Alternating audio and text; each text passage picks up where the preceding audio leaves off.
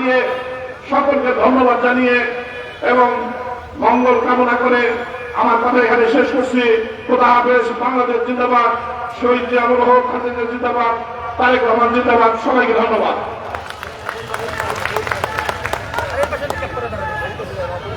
সংগ্রামী নেতৃবৃন্দ, এই পর্যায়ে বক্তব্য রাখার জন্য বিনীতভাবে আহ্বান করছি বাংলাদেশ জাতীয়তাবাদী দল লালমিয়া জেলা শাখার অন্যতম সহসভাপতি, জাতীয়তাবাদী মহিলা দল লালমিয়া জেলা শাখার সভানেত্রী এবং কেন্দ্রীয় মহিলা দলের অন্যতম সদস্য জনাব অ্যাডভোকেট জিন্নাত ফেরদৌস রানুদি। বক্তব্য রাখবেন অ্যাডভোকেট জিন্নাত ফেরদৌস রানুদি।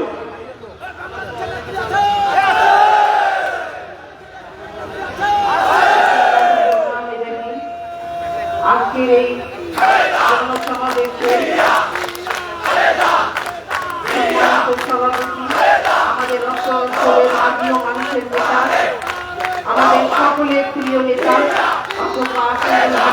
মহোদয়, আজকে আমাদের মাঝে প্রধান অতিথি হিসেবে উপস্থিত আছে আমাদের সকলের প্রিয় স্থায়ী কমিটির সদস্য বাবু গয়েশ্বর চন্দ্র রায় এবং বিশেষ অতিথি হিসাবে উপস্থিত আছেন আব্দুল খালেক ভাই, আমিনুল ইসলাম ভাই এবং মঞ্চে উপস্থিত বিএনপি সকল নেতৃবৃন্দ এবং মঞ্চের সামনে উপস্থিত সকল বিএনপি এবং সকল অঙ্গ সংগঠনের নেতৃবৃন্দ এবং কর্মীবৃন্দ, সবাইকে আমার পক্ষ থেকে এবং আমার মহিলা দলের পক্ষ থেকে আপনাদেরকে সবাইকে শুভেচ্ছা এবং সালাম। আসসালামু আলাইকুম।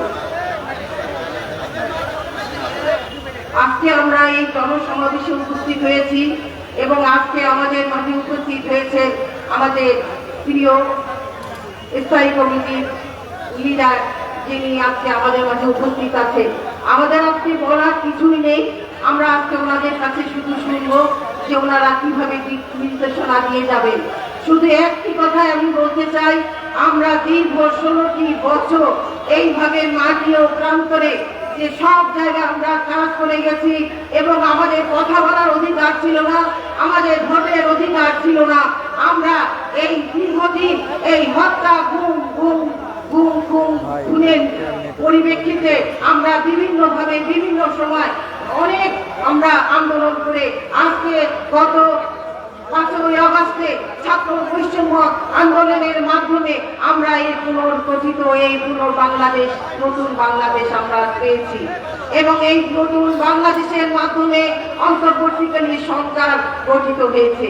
আজকে দেখতে দেখতে 7টি মাস চলে গেল, কিন্তু আজ পর্যন্ত আমরা দেখছি না আইন শৃঙ্খলার পরিস্থিতির কোনো লাগামহীন ভাবে চলছে এবং আপনারা দেখছেন যে বিভিন্ন ভাবে আমরা এই দ্রব্য মূল্যের ঊর্ধ্বগতি যেটা কিনা লাগামহীন ভাবে চলছে এবং যেটা আমাদের লাগামের বাইরে চলে যাচ্ছে, আমরা কেউ এটা মেনে নিতে পারছি না।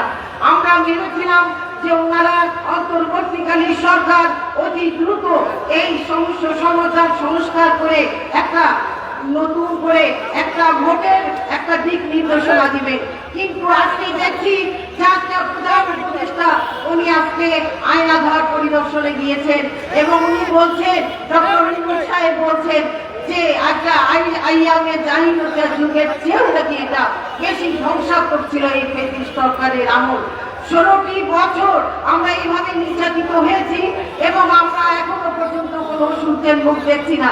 তাই আজকে প্রধান অতিথিদের কাছে আমাদের বিনীত নিবেদন, আপনি আমাদের মাঝে একটা দিক নির্দেশনা দিয়ে যাবেন যেন আমরা পরবর্তীতে খুব শীঘ্রই আমরা একটা ভোটের মাধ্যমে আমরা একটা সুষ্ঠু সরকার আনতে পারি এবং সেই সরকারের মাধ্যমে আমরা যে দরকার দেশ পরিচালনা করতে পারবে।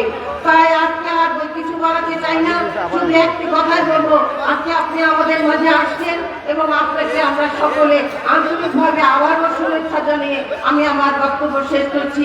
আল্লাহ হাফেজ। বাংলাদেশ জিন্দাবাদ। শহীদ রাষ্ট্র জিয়া অমর হোক এবং খালেদা জিয়া জিন্দাবাদ। তারুণ্যের অহংকার তারেক জিয়া জিন্দাবাদ। আমাদের অন্তরের এলাকার মাটি ও মানুষের নেতা অধ্যক্ষ আসাদুল হাবিব দুলু ভাই জিন্দাবাদ। সবাইকে ধন্যবাদ।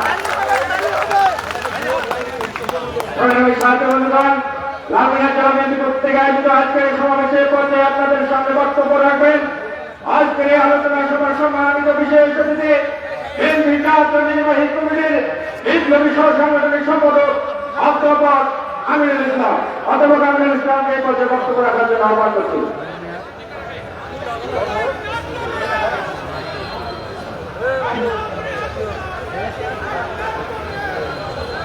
লালমনিরহাট জেলা বিএনপি আয়োজিত আজকের এই